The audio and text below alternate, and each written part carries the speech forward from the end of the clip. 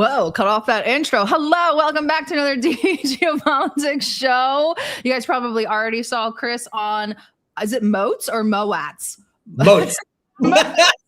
Regardless, I want to get right into it. You guys already know how we are doing, and we're going to intro a guest that needs no introduction, the one and only Scott Ritter, here from Moscow, like Chris. Very tired, unlike Chris. But we'll get right into it so we can get Scott off to bed, and then we'll continue on after that. Let's start off with what everybody's talking about today, the Dimona strike. Here's a clip. Whoa.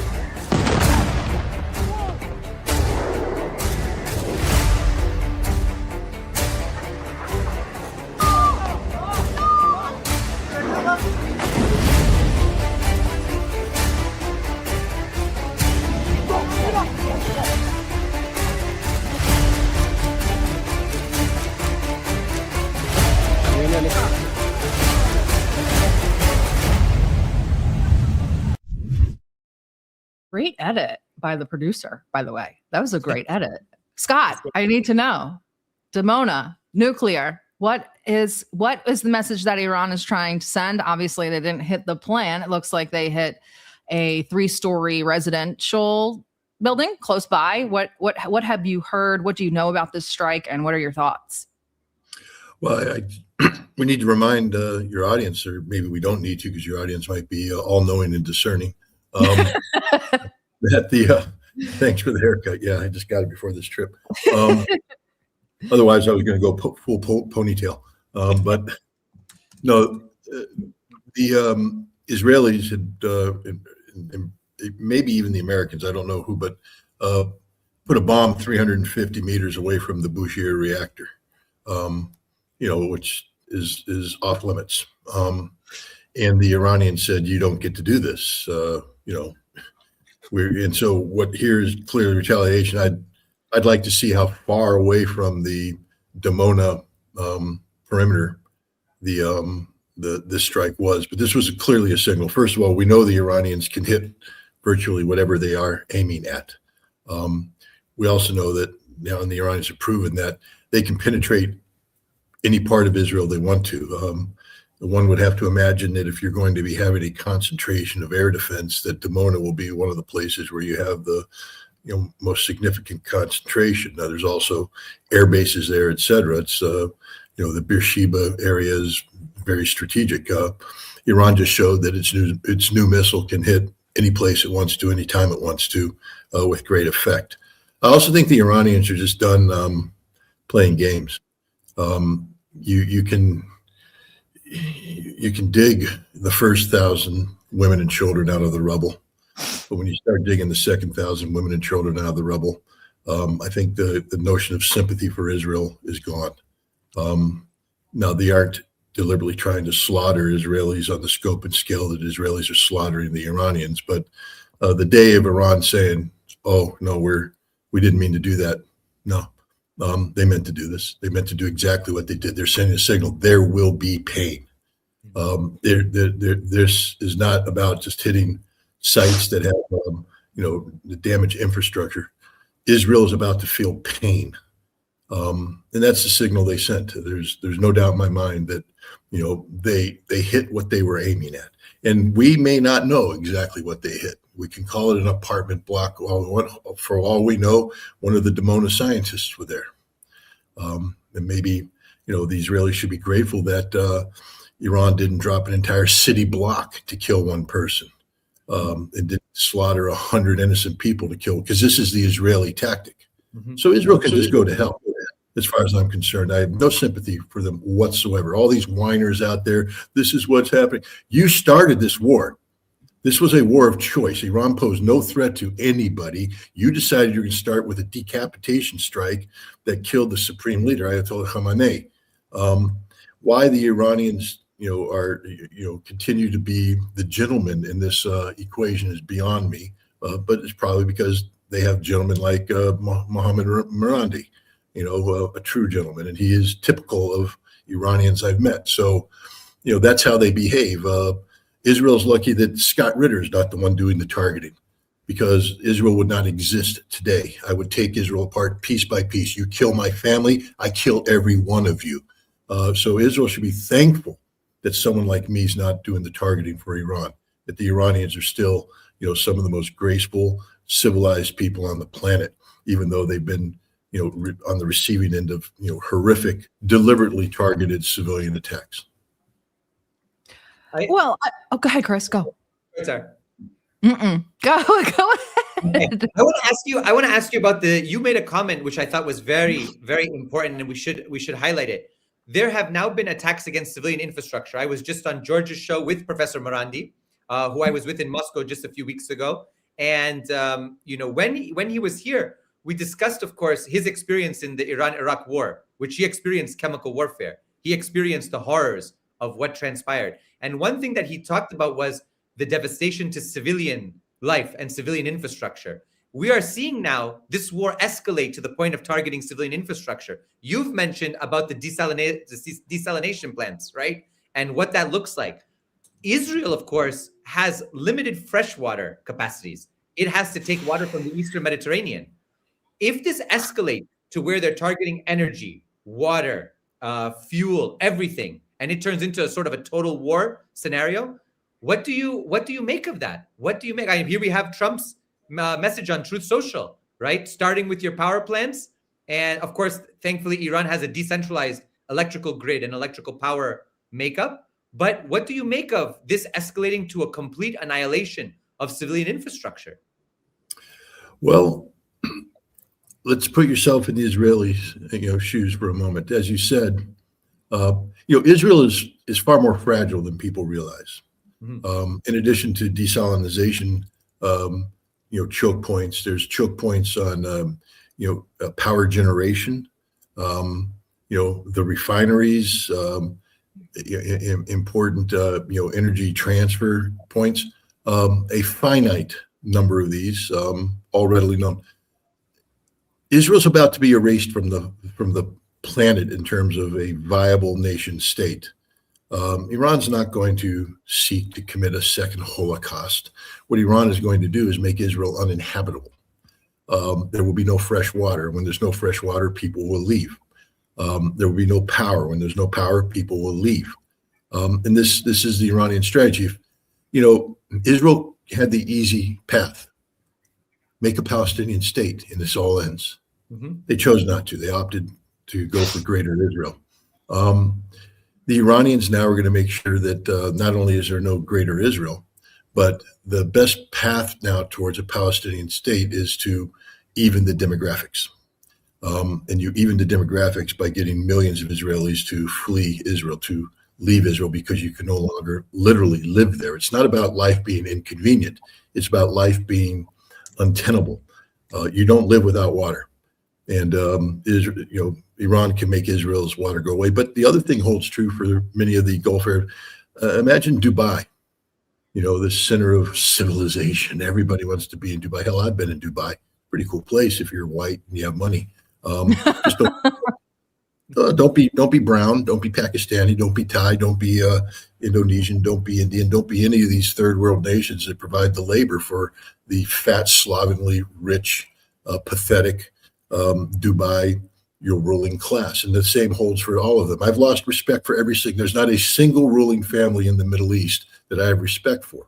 They are all literally the byproducts of a British colonial age. These are people who were put in by the Brits so they could continue a neo-colonial relationship with the West. They are as corrupt as the day is long. They have zero moral standards. I can say this about the Iranians. Again, I just bring my friend Professor Marandi. He was in Russia. You were here, Chris. You met him at the RT event. And Professor Marandi and I had the pleasure of each other's company. I hope he found my company pleasurable. I found his company very pleasurable. But we went on a tour. They offer, like you could go to, St. Basil's and get inside it. So you're not just seeing it from the outside, but you go inside and you can get the whole history of it. And then we walked around and got some other things. And we just spent the day with each other. This man, when we finished the day, there's a Russian former American military officer, Stanislav. Yeah. Okay. Yeah. Yeah. And it's Stan cornered he cornered Professor Morandi and I and said, "Hey, let's go out." And first Professor Morandi was polite, and we started walking. But then it became clear that we were headed to a bar. And, Stanny. and Professor Morandi said, I really apologize, but I can't go in there, and I don't want to be a drag on your evening. And he called it. The man walks the walk and talks the talk. He is who he is, and he's a man that has a moral compass that he adheres to 24/7. There's no, be a good boy at home and party till you drop or you're not. I've hung out with all of the Arab countries, and that's how they operate. Back in their homeland, they are pious Muslims. They pray 3 times a day. You get them out into London, and they're out whoring around, drinking, doing whatever they can. No, really, they're the worst people in the world. Literally, the worst people in the world. I'll say that one: the worst people in the world. You take the Epstein crimes, and these guys make Epstein look like an amateur. That's how bad these people are. And yet they rule, and they rule because they have money. And they have money, and with that money, they've allowed themselves to create this artificial bubble of prosperity. And Iran is about to shut that all down. And I can't wait for the Hashemite solution to provide to each one of them. The Hashemite solution, of course, being what happened in Iraq in the 1940s when the British-imposed Hashemite kingdom collapsed. A coup d'etat that ended up having the king and his retinue butchered and dragged through the streets. Normally, I wouldn't applaud this sort of thing, but with these people, they deserve it, the way they treat their citizens. Look at the king of Bahrain, Khalifa family, Sunni pigs, literal pigs. I used to go to Bahrain as a weapons inspector. That's where we forward deployed. And we learned all the stories because they have the chic speech. And we have the Gulf Air stewardesses, and we met them and we talked to them, and we saw how they recruited the Essex girls out of London to come in to become the prostitutes of the Arab guys. They were flight attendants during the day and high-class hookers at night. They were given free apartments, and once a month they had to service some Saudi slovenly pig who came in and didn't want normal. I mean, it'd be one thing if he was normal, but what they wanted was something totally different and just abnormal, because these people are dysfunctional. They don't know how to behave around women. They are totally dysfunctional. They're disgusting. And, and you hear the stories about the sheik himself, who is just this toad of a human being, fat, can't work out, not very smart, just got a lot of money. And these are the people that rule. And they're a minority Sunni group, ruling over a majority Shia group. What we need is a Shia to take over and again apply the Hashemite solution to them. It's time for harshness. The Al Saud family needs to all die. And the same thing with the people who rule the United Arab Emirates. They don't deserve to live. They've been given a golden opportunity and they blew it. They gave safe haven to the United States and sat back and pretended they didn't do anything while the United States used their base to launch a surprise attack against Iran. And now they're surprised that they're being hit. And they're going to be even more surprised when the desalinization plants go and people start dying of thirst because you can't drink that much salt water. I'll tell you that right off the bat. That's for sure. And when the Iranians shut down their energy, they will have no money. And without money, these people are nothing. These people, the United Arab Emirates has a military. They call themselves the Sparta of the Middle East. Sparta. And yet 85% of their military are Pakistani mercenaries. Sparta? That doesn't sound like Sparta to me. So it's time to call a spade a spade. The United States needs to be cleansed out of the Middle East. We've been nothing but a cancer, but the other cancer needs to be cleansed out too, and that is these monarchies. They need to go. America's supposed to be about democracy. We've been promoting democracy all over the world. We're at war right now with the only true democracy in the Middle East. The only true democracy, the only true constitutional republic is Iran.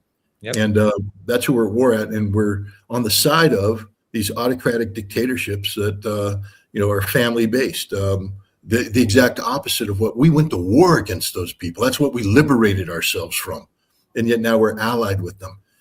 The Middle East needs literally, we need to clear the field. And, Benjamin Franklin, Thomas Jefferson, I'm sorry, the tree of liberty needs to be cleansed every now and then with the blood of tyrants. Hey, let's let the tree of liberty grow in the Middle East. and let's cleanse it with the blood of tyrants. And the only tyrants are the ones sitting at the head of the Gulf Arab states. I want to segue to, well, it's not really even a segue, to a place we're all familiar with, especially you, Scott, and that's Iraq. We're getting word that NATO is all but evacuated from Iraq. It's adjusting its mission. That was reported yesterday. We've gotten word from the Iraqi resistance there. We're pretty much consolidated to Erbil and looking to seek some sort of evacuation from there, maybe via Turkey. Is this the end of NATO occupation of Iraq? Inshallah. But is this the end of what we know to be the NATO occupation of Iraq? Yeah, but what's curious is that NATO is finally acknowledging that they were occupying Iraq for long.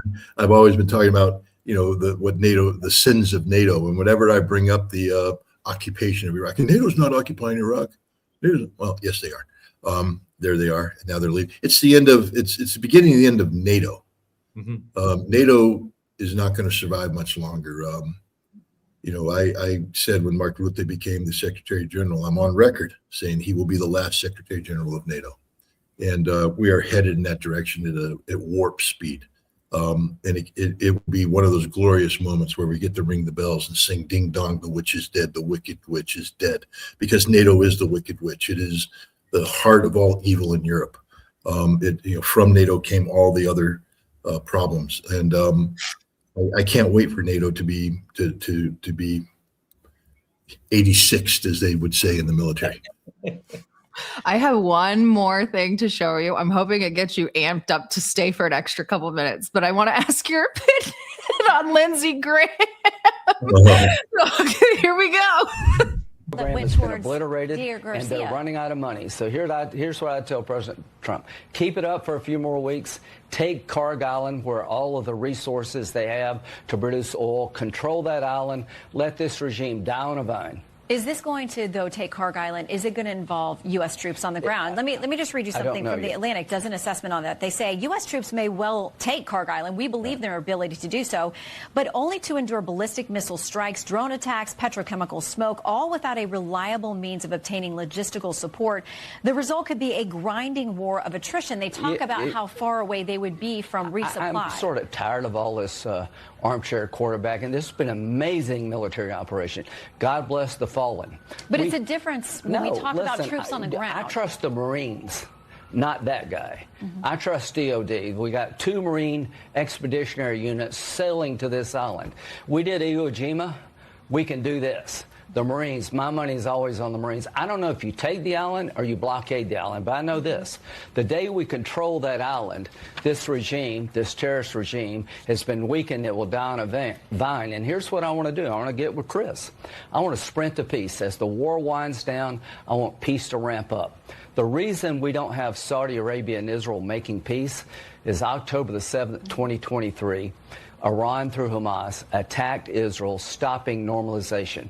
I want to take up and complete what Biden started. As soon as we get Iran defanged so they can never do another October 7th, I want to start up peace talks between Saudi and Israel this year. I want a peace deal between Saudi and Israel, normalizing, ending the Arab-Israeli conflict. It's been going on for 2,000 years this year, and you can't do it with a lethal Iran. So we're weeks away from this Iranian regime not having the capability to stop peace. Okay, very quickly, though, because lot to unpack there. But as a Marine, how do you feel that Lindsey Graham is the number one cheerleader of dead Marines on Carg Island? Yeah, we took Iwo Jima. Lindsey, you didn't do shit. I'm sorry, I don't know what kind of language I'm allowed to use on you. Shit is okay. Use it. Let it fly. But, real Marines go to the Iwo Jima Memorial, and we look at that and we realize that we lost thousands of Marines on that island. None of them were fat fuckers from South Carolina named Lindsey Graham. All right. Lindsey Graham wouldn't qualify in the Marine Corps for many obvious reasons, which I won't bring up here, but one of which is he probably couldn't do a pull-up in his life. And God forbid he had to go through the Quigley. He'd get his fat ass stuck in the tube and drown, which maybe, Lindsey, why don't you go to Quantico and try and go through the Quigley, and that would be the end of you, you little fat fuck. He doesn't know anything about anything. How are we going to get the Marines there, Lindsey? I'm really curious how you're going to do that.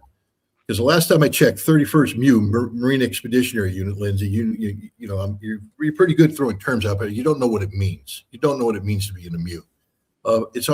They're on one ship, the USS Tripoli. How are you going to get to Tripoli through the Strait of Hormuz right now?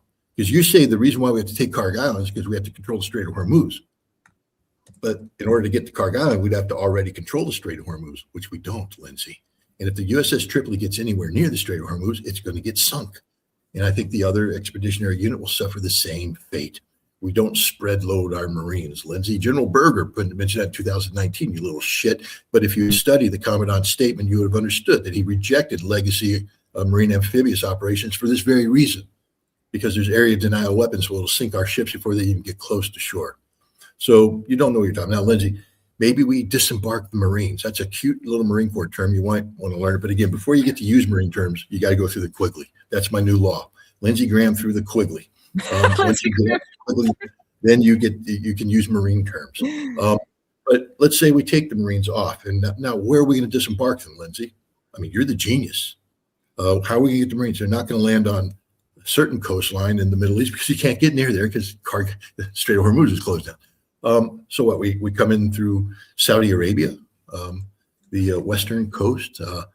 I don't know, there's two cities there. You might be familiar with them, Lindsay. They're called Mecca and Medina. And I don't think the Saudis are going to be too thrilled about several thousand Marines disembarking and making their way across Saudi Arabia to what? Where are we going to bring them together? Because as soon as we get close to that coast, we come in range of the drones and the missiles that the Iranians have.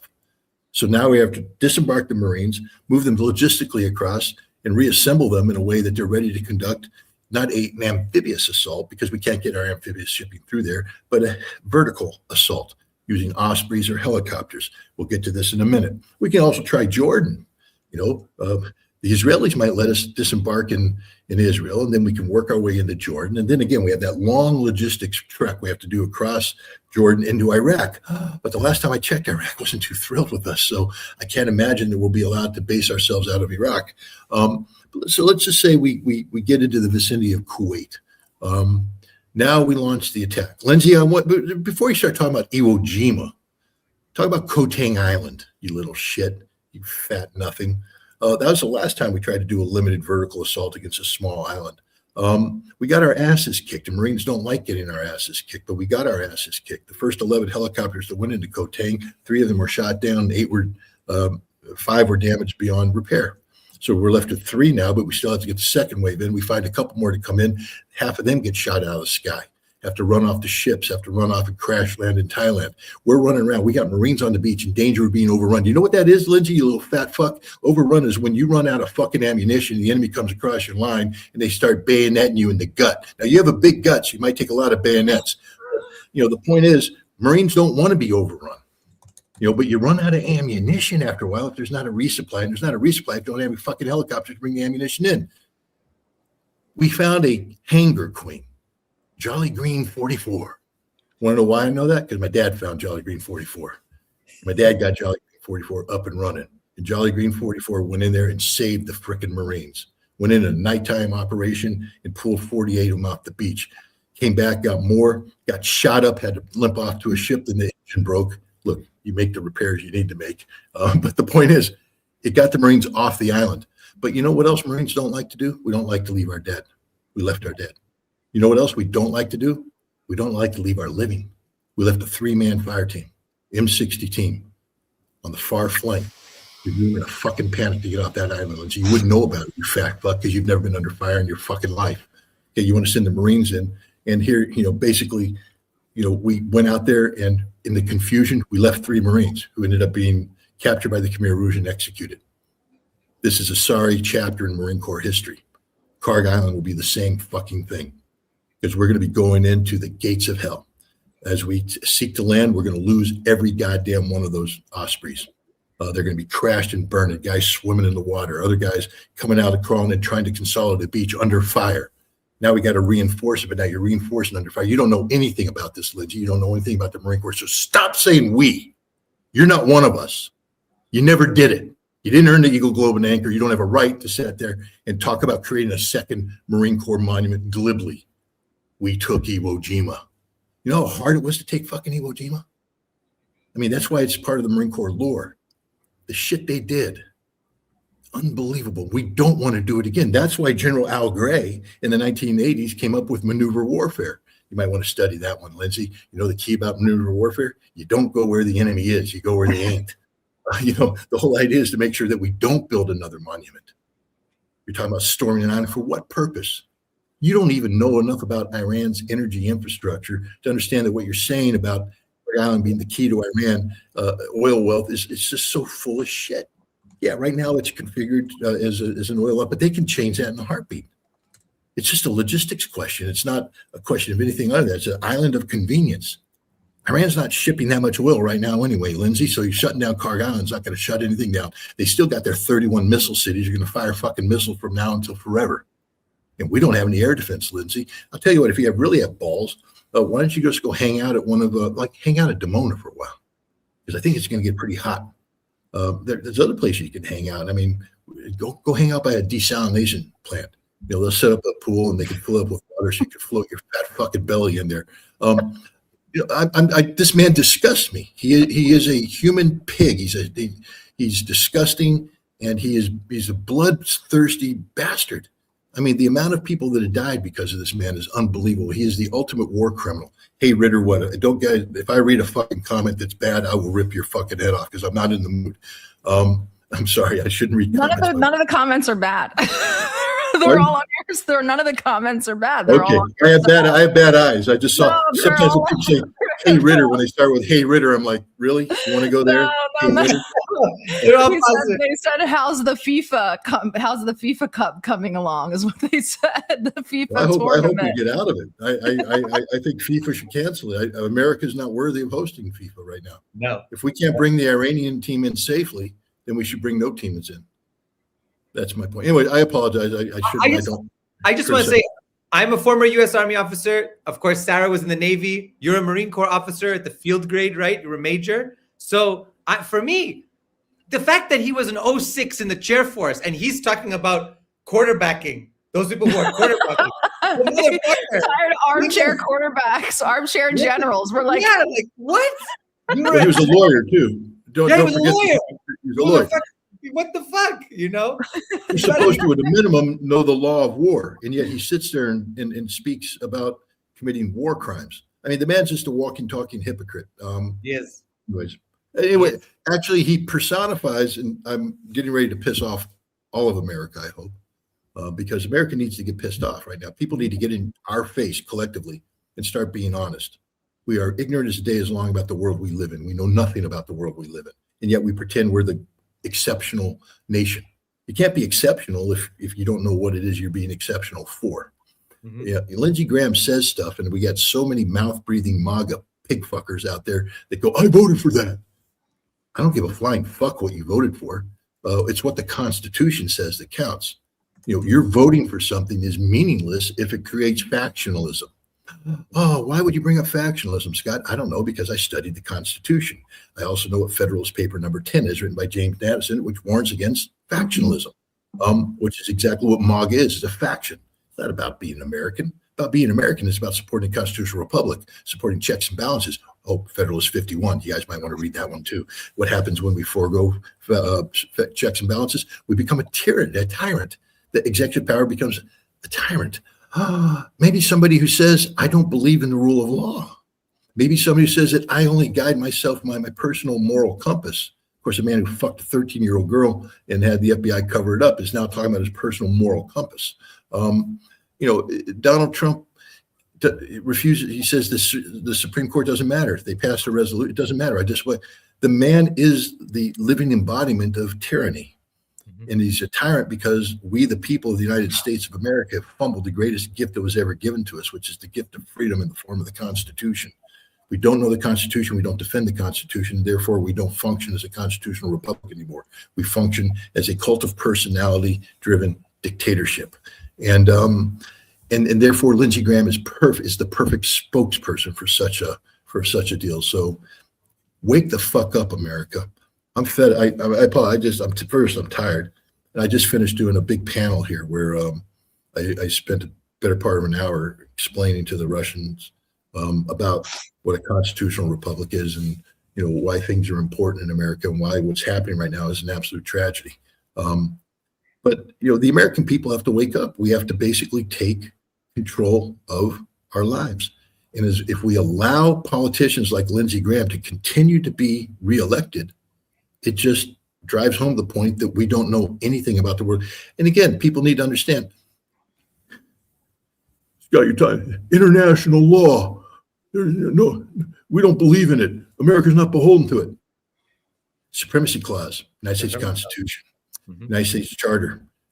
President signed it, Senate ratified it, becomes the supreme law of the land. You guys want to pretend it doesn't exist, or you want to pretend you can do it. You can't. The Constitution begs otherwise. And until which time Congress has the balls to come together and say, we opt out of this, which is their prerogative. But until they do that, it's the supreme law of the land. Correct. That's like, driving in your hometown saying, I don't think there should be a 35 zone. I think it should be a 55 zone. And the cop writes you a ticket for 35, and you're like, no, judge, it should be a 55 zone. Dude, you're paying the ticket because it's the law. Change the law if you don't want it. Get them to make it a 55 zone, but you saying it's a 55 zone doesn't make it so. And Lindsey Graham saying that we can do X, Y, and Z, and mouth-breathing MAGA shit's going, this is what I voted for. If I hear another person say this is what I voted for, I mean, I'm finished. Scott, I know it's late here. Oh, I know, because I'm here in Moscow with you. I want to thank you so much. We took half an hour of your time. I want to remain true to my word to you. And I want to thank you again. I want to have you on soon again, hopefully, because I want to discuss how this is going to relate eventually with Russia, Ukraine, because a lot of things are changing. And if you have 5 minutes, I can give you. 5 minutes more. Go. Perfect. Let me ask you. I tried to tell our Russian friends here, look, United States has its own prerogatives. They're trying to do a peace deal on their side of the equation. They don't necessarily want a just peace. They want it much more of an unjust peace. They're still interested in surrounding Russia, containing Russia, everything like that. I don't think that mentality has changed from the political, military, diplomatic elite. What do you think? What do you think about where we're headed with this? I think the special military operation, first of all, is in Russia's favor. But where do you see the U.S. in terms of its support for Ukraine? And coming up, we have a midterm, and then we'll have another election in 2 years. What do you see? What's the crystal ball saying? Well, let's start with the midterm. As things if things remain on the current trajectory, the Republican Party is going to get swept. The House will be decisively, not marginally, decisively controlled by Democrats. This means that Donald Trump will spend the rest of his second term being impeached nonstop. And if it goes even worse, the Democrats will take the Senate. And if it goes really bad, they may take the Senate with a margin necessary to convict. And so now President Trump will be thrown out of office. Trump doesn't want to be impeached. He doesn't want to be thrown out of office. Trump wants to have this legacy of the greatest president to ever walk the face of the earth. So now we know that the midterms are the point. If you're not talking midterms, you're talking the wrong thing. Mm-hmm. It's about political survival for the man with the biggest ego in the world. So now you have to go into calendars. At what point in time do events start to resonate with the Americans? Because we know damn well what happens in March. If it ain't happening in October, ain't going to register during the vote in November. But October, then what's the driver in October? When do people start voting? And the answer is usually August. So things have to start happening by August, meaningful things. And it's March now. It's not that much time between now and August.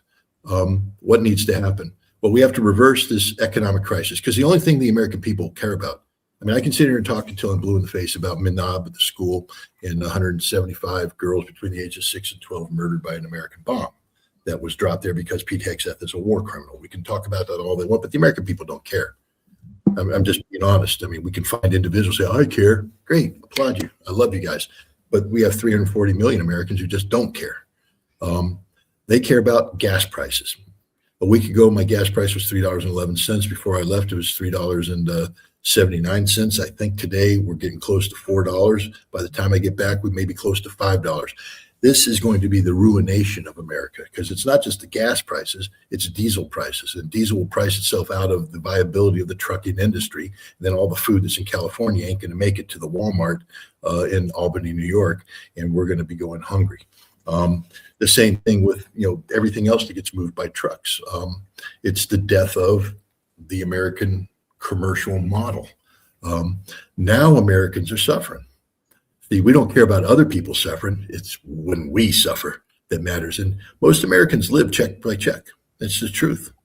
You miss a payday, you're fucked. You miss 2 paydays, you're losing your home.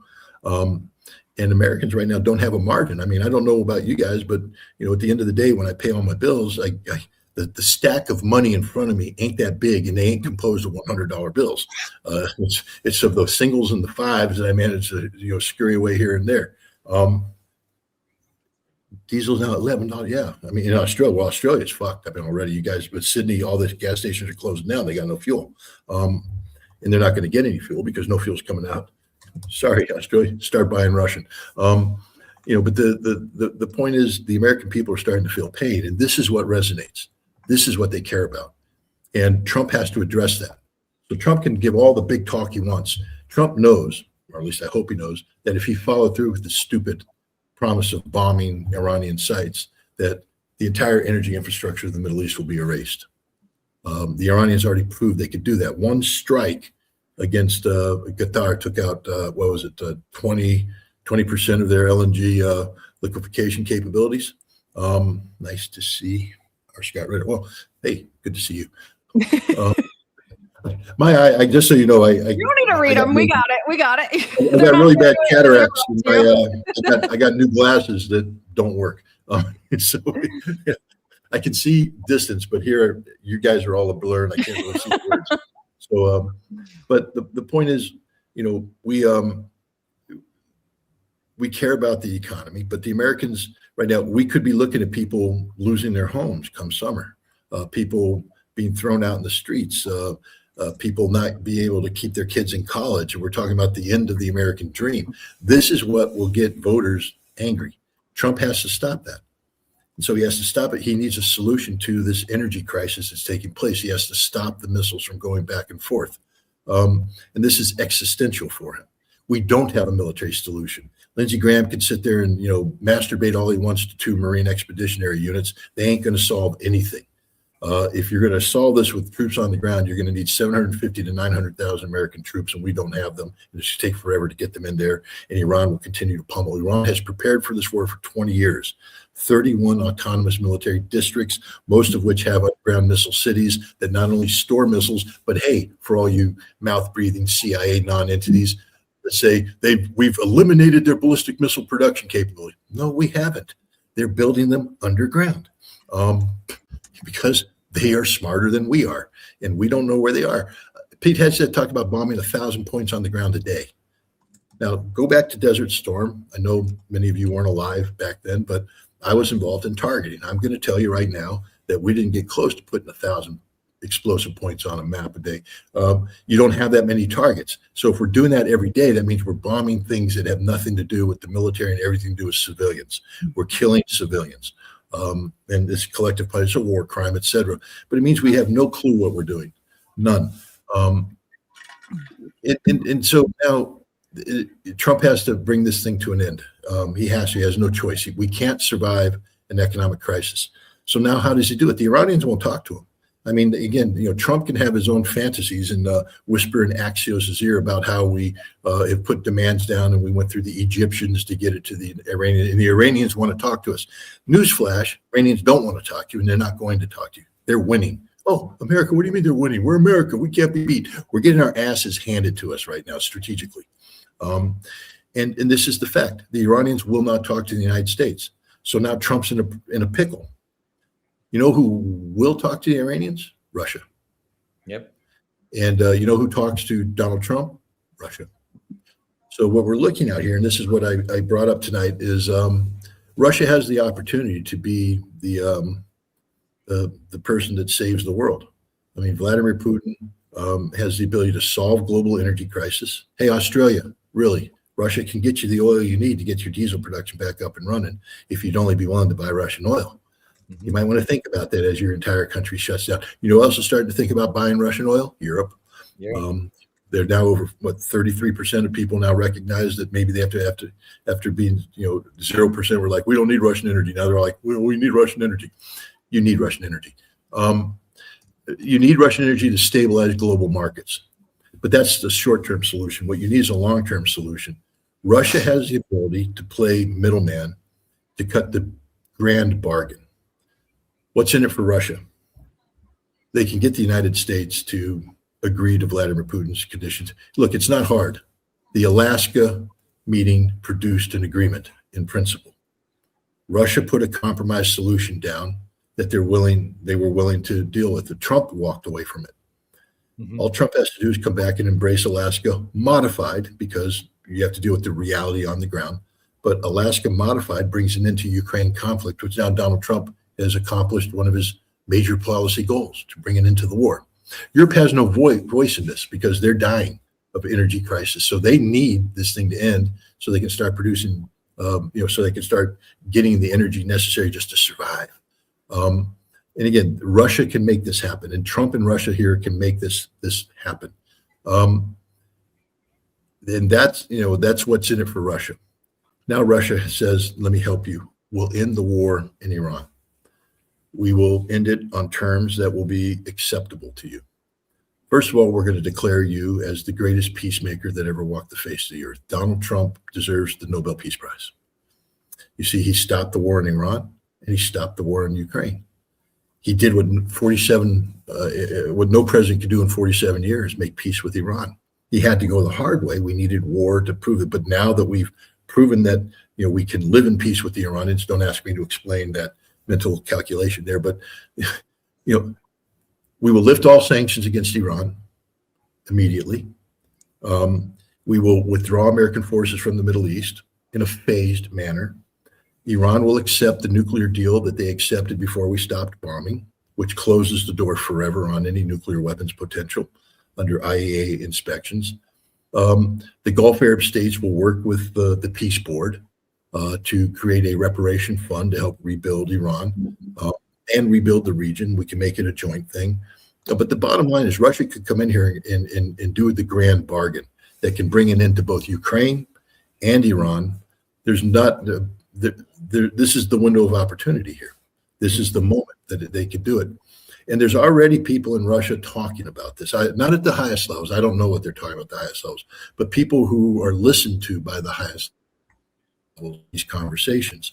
And the Russians are smarter than the average bear. The finest diplomatic institutions in the world. And I think they would assessment that the longer this war goes on, the more impossible. At some point in time, we're going to cross the point of energy infrastructure destruction, and we're in blackout mode. We need to. This intervention has to take place before that happens. Place in a manner which is politically acceptable for Donald Trump. Come out of this thing as a loser. Donald Trump has to come out as a winner. And remember, suitability, for instance, when after Butler, Donald Trump is a very brave man, a man of courage. He stood there and stood up and said, "Not going, oh, brave man. I'm a brave man of courage because Vladimir Putin says so." The Russians have said to Donald Peace Prize. They don't believe it. They say it because it strokes Trump's ego. The Russians right now have Trump's ear. And I believe that there is a great potential for a grand bargain led by Russia that would resolve not just Iran, but Ukraine. So, well, let's see. Scott, as always, sir, a pleasure, an honor. Everyone's loving it. We love all your analysis. Keep speaking the truth to power that needs to be done, because I'll tell you one thing, when you have the resume that you have and you have those kind of credentials, you are a man speaking loudly in the wilderness, but I hope more people are coming to hear and to really understand that this needs to end. Thank you so much again, Scott. And I know the whole crowd is thanking you so much. And we look forward I apologize because I'm operating under severe jet lag. I'm not a young man anymore. Go see Chris in the morning. No need to apologize. Thank you so much, sir. Good to see you. Have a good night. Talk soon. Thanks, Scott. You too. Bye-bye. All right, Chris, tell me when you got to go for your beauty sleep. No. I'm good to go. I would go an hour. I don't care. 2 hours. I'm ready to go. 1 hour. All right. Chris has been on. Chris has been streaming all day. I'm ready. Let's continue with our maniacal gaze. Let's see what they're up to. Okay, let's see. We got Lindsey Graham. But we have the best chance in 2,000 years when Iran is neutralized for Saudi and Israel to recognize each other in the Arab-Israeli conflict. That is my goal. That is President Trump's goal. 2026 could be the biggest year since 1945 if we neutralize Iran. Don't let them do it again. The fuck is he talking about? 2,000 years? The Saudis and the Jews, or Saudis and Israelis, have been at war for 2,000 years, and that's why that. And it's been because of Iran. There were no Saudis 2,000 years ago. There were Arabs who were not even Muslim, who were pagans and polytheists and animists, and who else knows what else? Gnostics. Like what? Why does he leave out the fact that the Peninsular Arabs and the Jews of the time worked together very well? Actually, there was no war 2,000 years ago. First of all, if I were to say, "Do you know about the Nabateans?" He'd be like, "Oh, did you know that Yemen had mummies at the same time as ancient Egypt?" No clue. These people, they drive me crazy. As a history professor, I'd fail him. But somehow he became a colonel in the military and he graduated elite institutions and now he's a senator. But, that's America. Well, we're not done with the gays yet, okay? Because it's an extravaganza. It's a gay extravaganza. When I tell you guys every week we are ran by, YouTube is on a ban spree. So we're going after the gays because they're a safer target than the Israelis or the Zionists. So let's check in with Scott Bessent. Is the U.S. helping to fund a country that it's currently at war with, Mr. Secretary? Again, Kristen, why don't we have good facts here? That Iranian oil was always going to be sold to the Chinese. It was going to be sold at a discount. So which is better, Kristen? Which is better? If oil prices spiked to $150 and they were getting 70% of that, or oil prices below 100, it's better to have them where they are now. And to be clear, we had always planned for this contingency. About 140 million barrels are out on the water. In essence, we are jujitsuing the Iranians. We are using their own oil against them. We have a much better line of sight, to be clear, at Treasury when this oil goes to, if it goes to Indonesia, if it goes to Japan, if it goes to Korea, we have a much better line of sight and are able to block accounts that the oil goes into. When it goes into China, it completely gets recycled. So to be clear, that 14 billion number is grossly overstated. We're jujitsuing?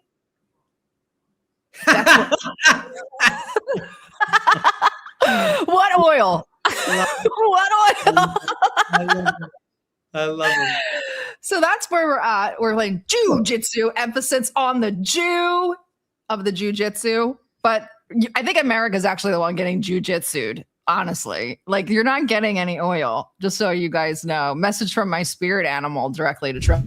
Hey, Taram, you are fired. You are familiar with this sentence. Thank you for your attention to this matter. The central headquarters of Khatam al-Anbiya. Hey, Trump, you're fired. And one more for the road. One last of Bessent. Morning, good to have you back. I want to start with the latest of what we're hearing from President Trump. Let me read you what he posted overnight. He says if Iran doesn't fully open without threat the Strait of Hormuz within 48 hours from this exact point in time, the United States of America will hit and obliterate their various power plants, starting with the biggest one first. Has the president changed his mind about winding down the war, as he said a day earlier, and instead plans to escalate? I think he said he could wind the war down at any time he wants. And Kristen, this is the only language the Iranians understand. But this seems to be an escalation, a threat of escalation, and it seems to run counter to his statement that he, in fact, wants to wind down the war. Again, Kristen, the president's been very clear from the beginning that the goals are destroy the Iranian Air Force and the Navy, to completely demolish their missile capabilities, demolish their ability to replenish those capabilities, make sure the Iranians cannot have a nuclear weapon, and stop their ability to project power internationally. And the president will take whatever steps it takes to achieve those goals. Well, you know, I was on the phone with President Trump a week ago. He told me allies were on the way to help secure. I got to put this up from Brother Stoshik over there.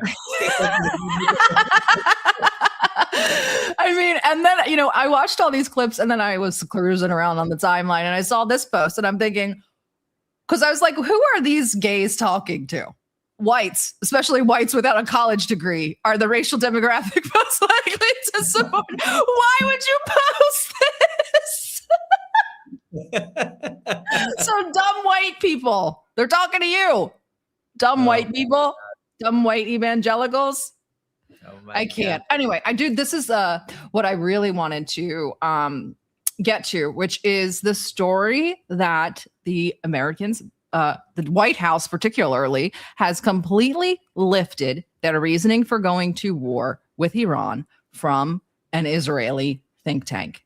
This is not a joke. This is something that was brought to my attention by, and I want to mention them because they're both fantastic. Dr. Zachary Foster, who actually shared a post from Stephen McIntyre. His handle is Climate Audit. Really fantastic account. So what we have come across is the fact that the White House itself has plagiarized what amounts to an Israeli think tank policy paper written over the summer 2025. So what happened is the White House published, and let me pull up this. I'll do a screen share. If I can pull up the White House. Here we go. And then I will pull up the FDD. And we'll do a side by side. So let me just show you how insane this is. I'm so terrible with this thing. All right, here we go. Share screen. And all right. So here's us in the studio. But so look at this. The Iranian regime's decades of terrorism against American citizens. This was published probably to very little fanfare on March the 2nd, 2026. Obviously, it talks about, you know, what we're doing. They're the leading state sponsor of terrorism, et cetera, et cetera. And then it goes through this timeline, which I obviously won't go through right now because of how extensive it is. But starting in the 1970s, 1979, and ending in June 2025, which is suspicious in and of itself. So they haven't done anything to us since June of 2025, but okay. Then you go over, we find out, where did this come from? This is what Zachary Foster and Stephen McIntyre both posted. Iranian-backed attacks against Americans, 1979 to present from FDD, the Foundation for Defense of Democracies, and a person named Zvi Khan, whoever that is. Again, here is the entire list. Wow, it looks so eerily similar. It's a copy paste. Exactly. It is almost a copy and paste. What is happening? We're back. There we go. It's almost a copy paste. There we go. I have the video as well. Yes, I do. And I do want to show you this video that the producer put together of a side by side of the two. Just take a look, and then I'll talk to you about who FDD is.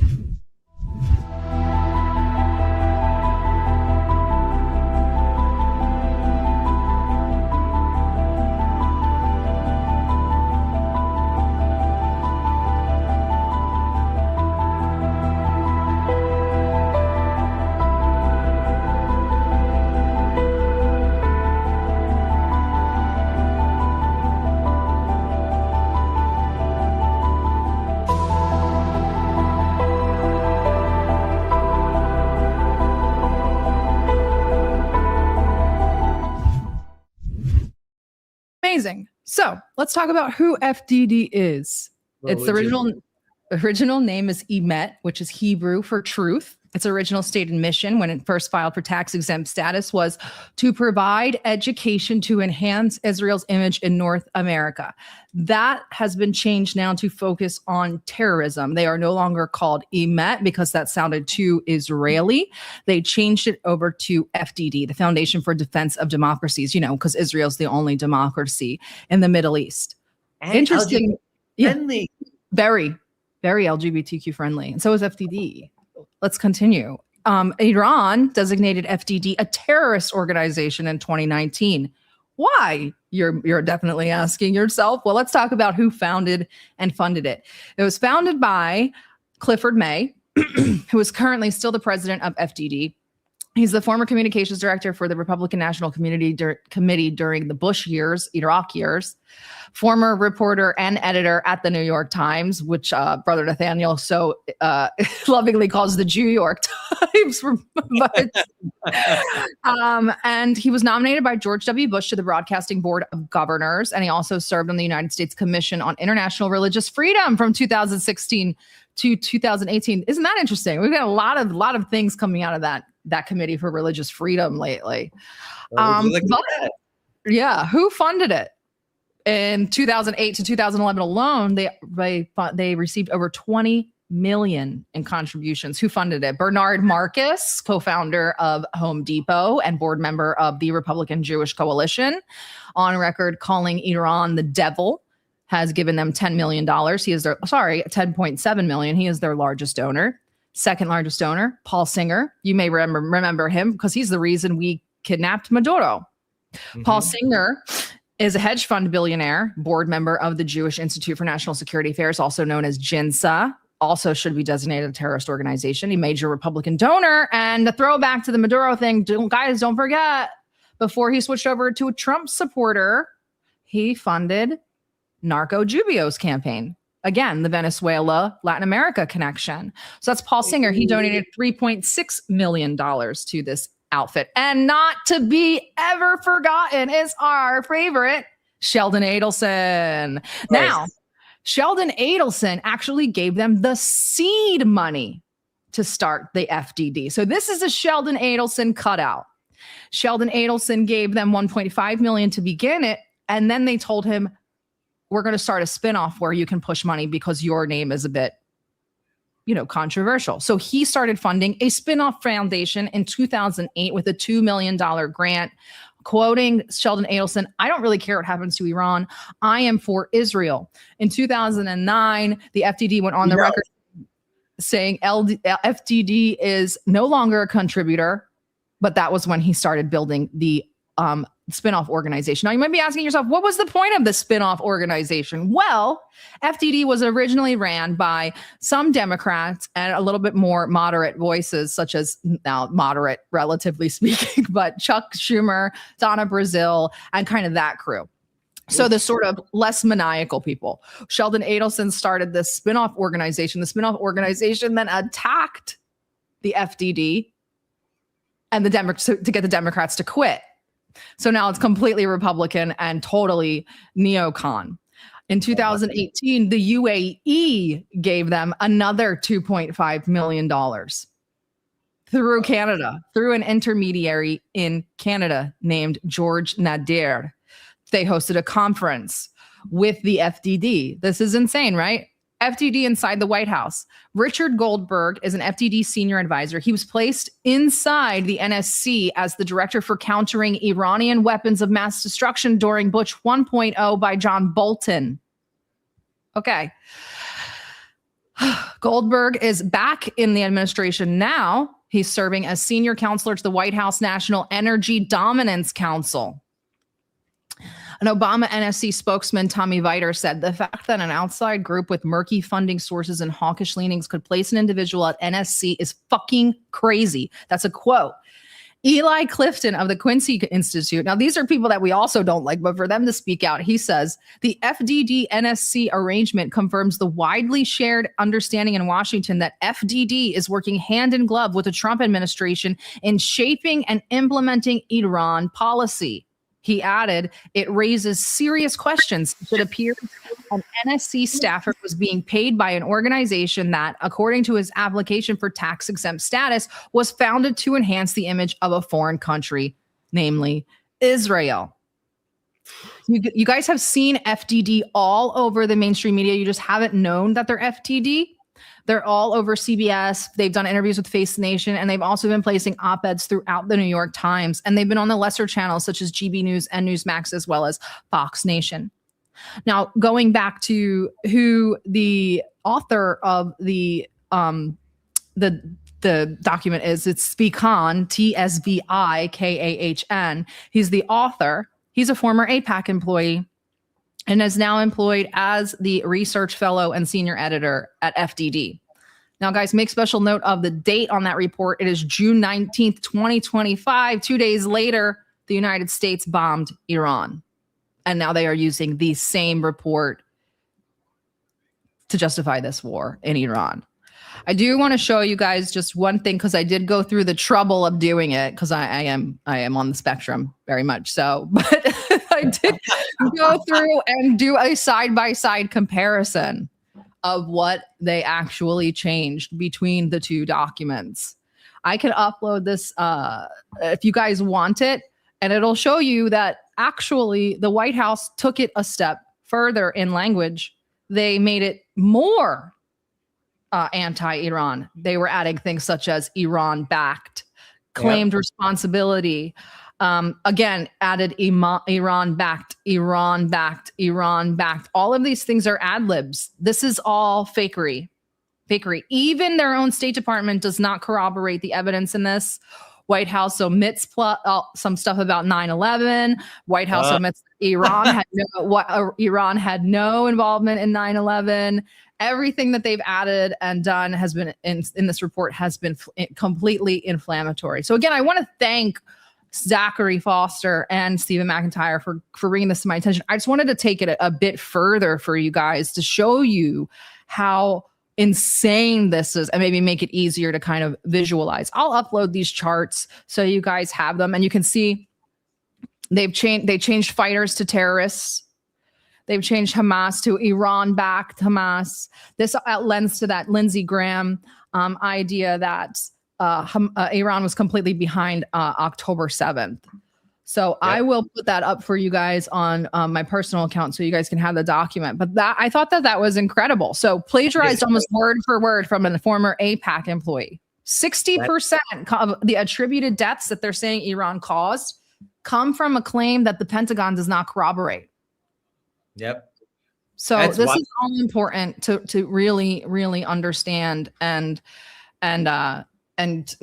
like when people like this sort of new campaign to say Israel dragged the United States into a war, but the United States is taking Israeli think tank documents and putting them right on whitehouse.gov. This isn't like a hidden. It wasn't in the New York Times. This was on whitehouse.gov. So is Israel posting on the White House now? Are they in charge of? Are they the webmaster for whitehouse.gov and they're making them use Israeli think tank plans? I don't think so. And I refuse to give the United States an off-ramp to this. So I did want to bring that up. Don't give them an off-ramp. I want to share one thing, if it's okay. Absolutely. I want to share this, which just came up. Let me see if we can see it. Okay, so memory, which people don't know. People see memory like translations, and they're like, oh, it's like some NGO. No, funded and backed by pro-Israel and Israeli NGOs and things like that. So memory takes all of the information that they gather and gives it to the government to repress people, of course, to monitor them. So this article was published March 20th, as you can see, which was just 3 days ago now in Moscow, 2 days ago for you in the US still. And it says the Iran-inspired and orchestrated violence and terror activity in the US, long present, now exposed. Now let's go down here and take a look. We'll talk about all the stuff you can take a look at. But I want to get somewhere down here in the middle because it gets very, very interesting. So we have here the Iran regime's American supporters. So we have here following October 7th in Hamas. Of course, you see the same kind of stuff. This is Iran backed Hamas, the entire axis of resistance. This is what they're doing. So the first person that they really bring up is Calla Walsh. Everyone knows that. Calla Walsh is the young activist who was with Palestine Action, who did the Elbit stuff, and has been to Iran as well now, right? This is her account up here. I'm sure many of you have seen her stuff. So they talk about Calla Walsh, who's wonderful, and you should follow her work. She's doing great work on Iran. And then they come to number 2, which is me, Moscow-based American Communist Party, elected bailiff in state of Vermont. And they're trying to make a connection. I love that photo of you. That's such a great still. This is wild. But they're saying that that's when you signed that thing. Oh my god. Yes. So basically, I will show you what they ended up doing here. So this is what I want to bring up today, how these different groups are putting together lists and sort of information. So I'm going to put this up here. So we're going to take a look at this quickly. So they're making the connection between me, the Iran-backed militias that we met in Iraq, if you remember, right, this summer. Maduro, right, Caracas, Venezuela. They're making the connection with Osama Hamdan and Bassem Naim, who I interviewed in Qatar, and then Jackson did, the members of senior members of Hamas's bureau. Then that we went to Yemen, right, and the ACP leadership, which helped mobilize and orchestrate widespread pro-Maduro. Did you guys have that? I mean, we supported Maduro, but I want to show you what they're doing. They're manufacturing something very interesting. So hold on, let me find it really quickly here. It's so interesting what they are up to. So I want to just show this real quick. Let me just find it. It was under, I think it was, yes, Jewish Onliner. Jewish Onliner? Yes, I think it was here. Like, it's anti-Semitic if I say that, but they could say Jewish Onliner. Absolutely. Come on.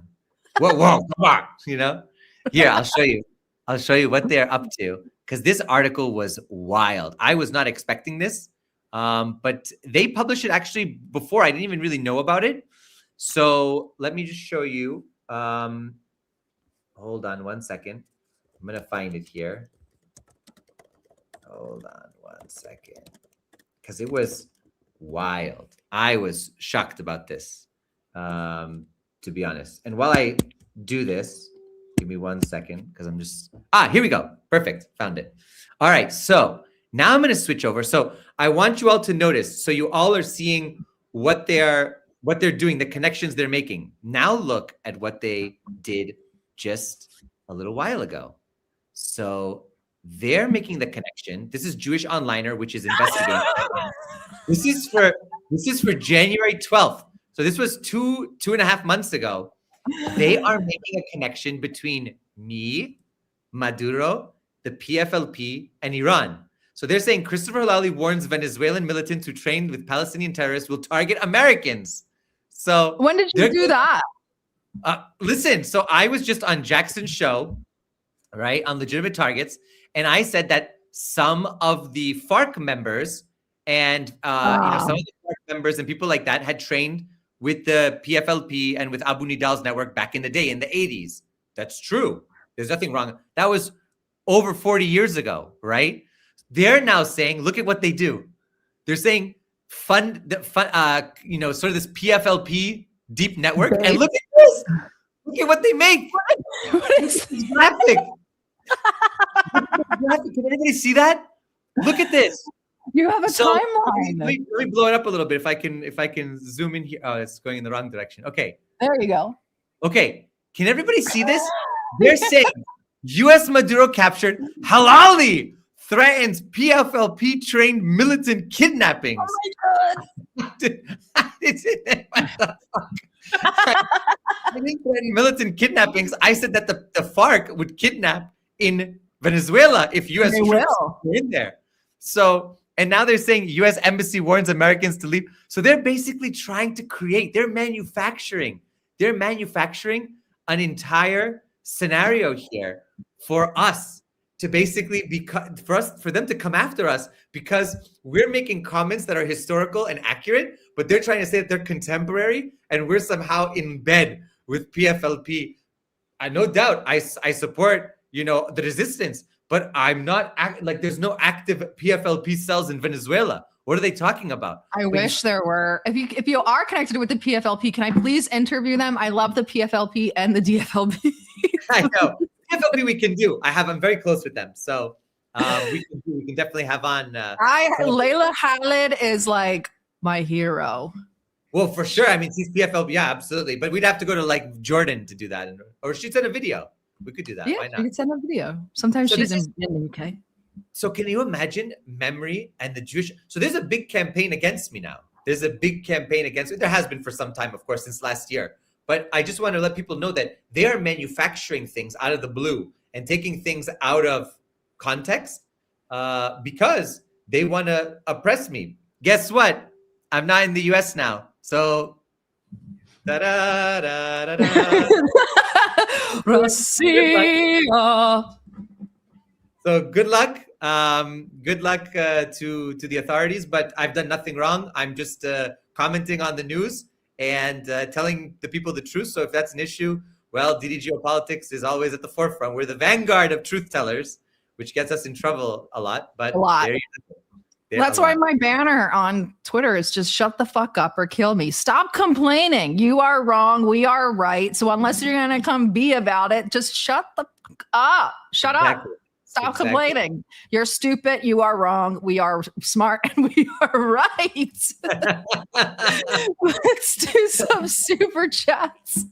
Elite lineup. Thank you so much. And Wednesday's right? Wednesday. Yeah. I keep thinking today's Wednesday. Wednesday's lineup. The only thing that does gives me the idea of when it is the show. I have no idea what day it is otherwise. But Wednesday will also be elite. We have Larry Johnson coming on.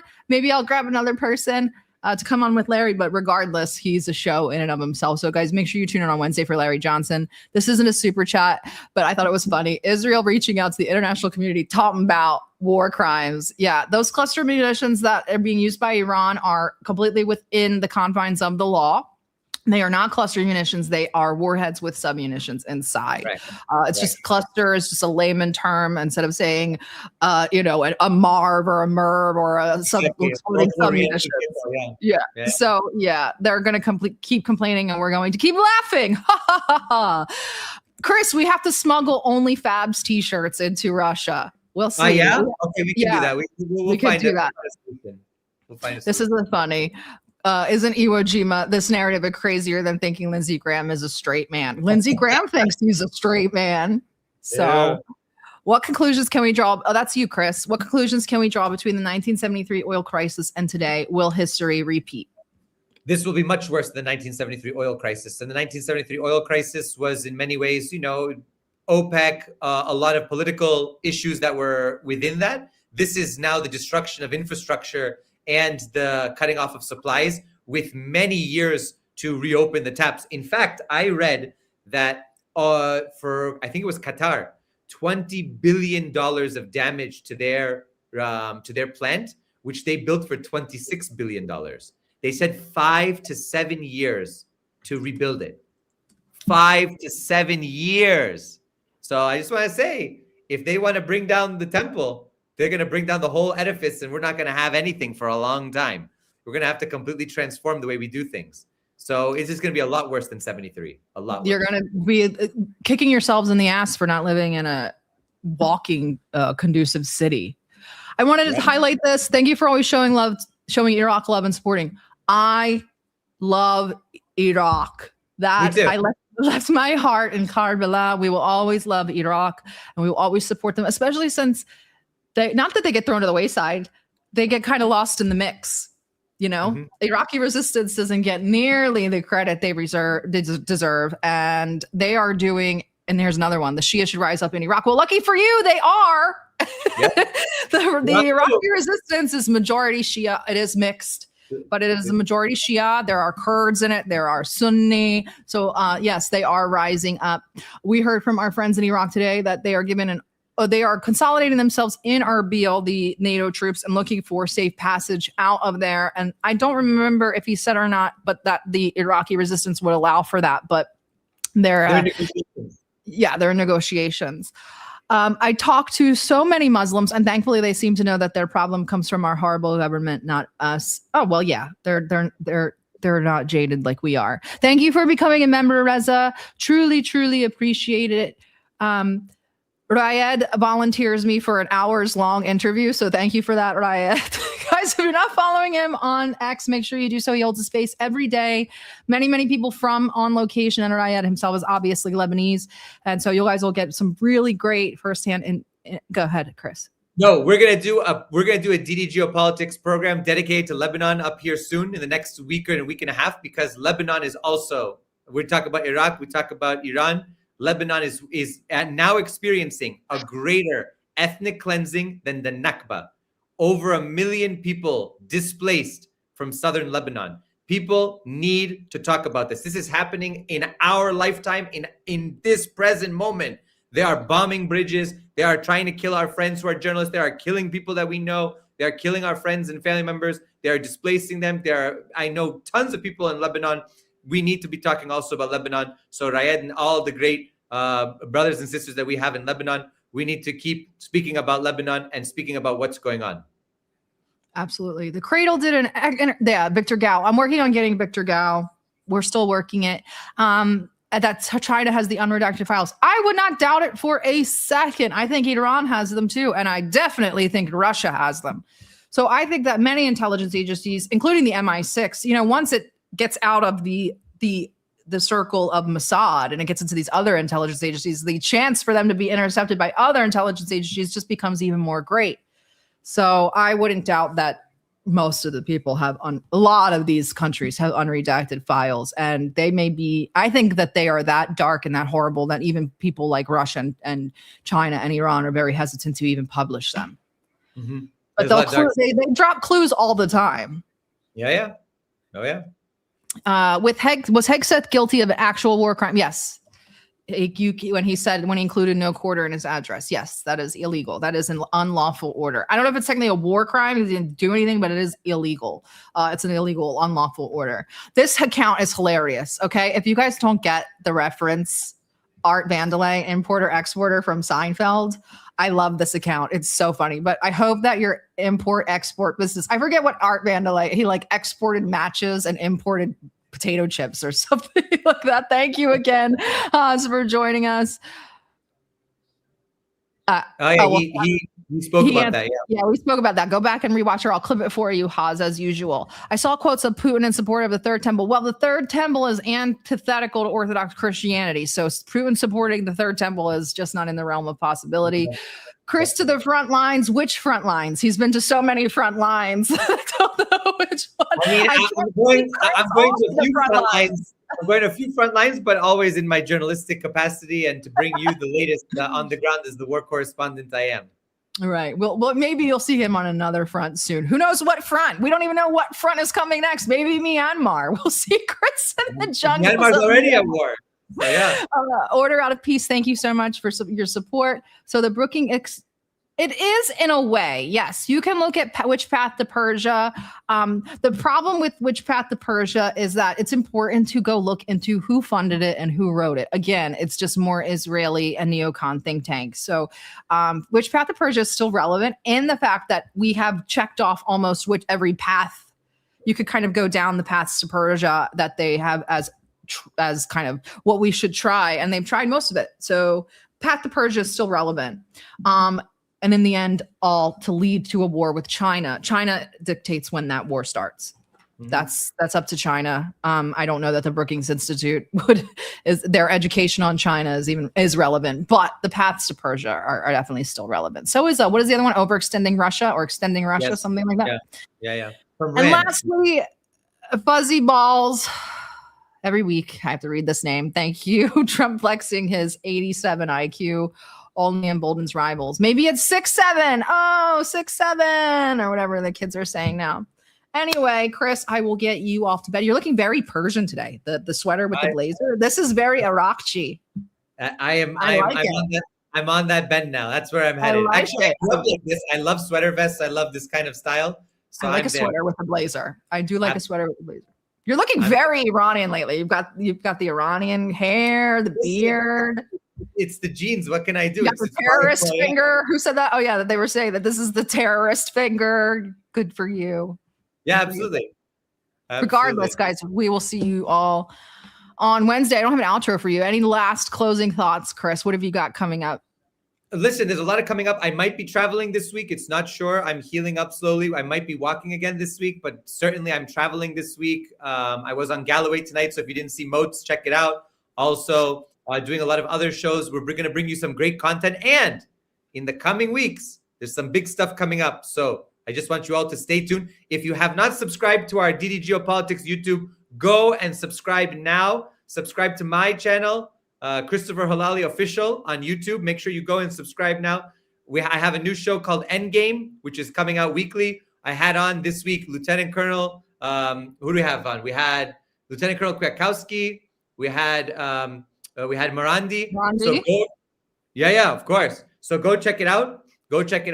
I want you all to definitely be following the latest with us, and we're growing. We keep growing. We keep doing big things. So getting big. Thank you all. Thank you all for the support. We brought on another writer. We have Jose Nino now. You'll be seeing his pieces on our Substack. He writes for the UNS Review and the Occidental. So you guys will be seeing a lot of new content, a lot more Latin American content. Chris is going to be all over the place as usual. And we will be back with you guys on Wednesday with the one and only Larry Johnson. Thank you all, and enjoy the rest of your Sunday, and fill up your gas tanks. By the way, since it was Eid Mubarak, Nowruz Mubarak to everybody celebrating Nowruz Day. I hope you all enjoy the celebrations because Iran is victorious. This is not a time to necessarily mourn. We will mourn. We are already mourning, but we're also fighting back, and Iran will not give up. So keep sharp, stay together. For those of you who are Iranian in the crowd, I'm with you. I haven't been able to communicate with my family since the end of February, but we will win. And these sacrifices are essential for building a new world, a world of more justice, more solidarity, more peace. So lots of love. Keep your minds open and sharp, and stay tuned to DD Geopolitics for all the good things coming. Clips will be out later, guys. Enjoy the rest of your Sunday. We will see you all on Wednesday. Take care.